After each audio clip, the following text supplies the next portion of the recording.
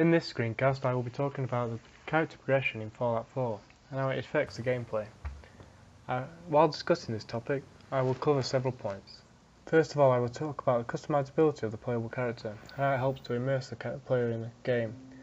I will also discuss how the option of clothing in the game can change the player's choices depending on the situation. And I will explore how the progression system in the game has been implemented well and how it has avoided the feeling of grinding. Lastly, I will touch on how the NPCs in the game have been created in a way to help the player progress through the story. So first of all, the playable character in Fallout 4 is extremely customizable, as it is in most RPG games. The player gets to choose the look and characteristics of the character that they will be playing throughout the rest of the game. This level of customizability is a common trait seen in RPG games, especially Bethesda titles, and helps the player to invest themselves into their character, since it is their creation. Tegan Harris has considered a similar subject, which was why the player makes the choices they do during the character creation process, and the idea that the players create an idealized version of themselves. In my opinion, this only really applies to the players that set out to create a character that represents themselves. This won't apply to players that have created characters that are purposefully meant to be a joke. For example, if someone creates a disfigured character that's meant to look funny. The player can change what clothes and armour their character wears. These choices may affect their gameplay. For example, some pieces of clothing may boost their character's defense ratings, meaning the player is then able to take more damage, whereas other pieces of clothing may boost the character's stealth abilities, meaning the character is likely to use stealthier tactics than if they were to choose the clothing that boosted their defense ratings. The special system plays a big part in the Fallout series, as it can determine what kind of playstyle the player intends on using. The player can choose what stats their character has and therefore decide what kind of playthrough they intend on doing. For example, the player may want to focus on a character that uses a lot of melee weapons, so they would spend a lot more points on the strength stats.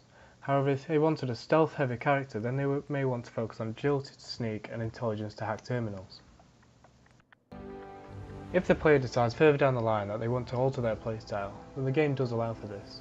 Once the player levels up their character after acquiring enough experience points, then they acquire a point that they can spend on their character's special stats. This means that they could invest some points into their other abilities that they couldn't use beforehand. Leveling up in Fallout 4 is based on experience points, like it is in Fallout 3. This gives the player more opportunities to level up their character, and to invest more points into stats and perks in the special chart. This way of leveling up is extrinsically motivated agency that rewards the player after completing so many actions within the game, for example, killing creatures or completing quests. This could be considered as a type of grinding mechanism, but Bethesda has implemented it in such a way that the player doesn't really notice it that it's happening. An example of a game that has obvious grinding mechanics in play is Destiny, as the player must reach a specific level before they can access certain gear or even sections of the game. This way of gaming can become boring for some players, as it is often viewed as repetitive. However, Fallout has managed to implement it into the game effectively. Rowan Kaiser talked about a similar system that was implemented in Skyrim, basically saying that if someone were to describe the actions that the player takes when exploring, for example going from cave to cave killing enemies, then it would sound like grinding. But if you were to ask a fan of the game whether that was the case, then they will probably disagree, since the experience of exploring is a fun one and not boring as if it was grinding. The non-playable characters in Fallout 4 have been designed to create atmosphere and to help the player progress through the story.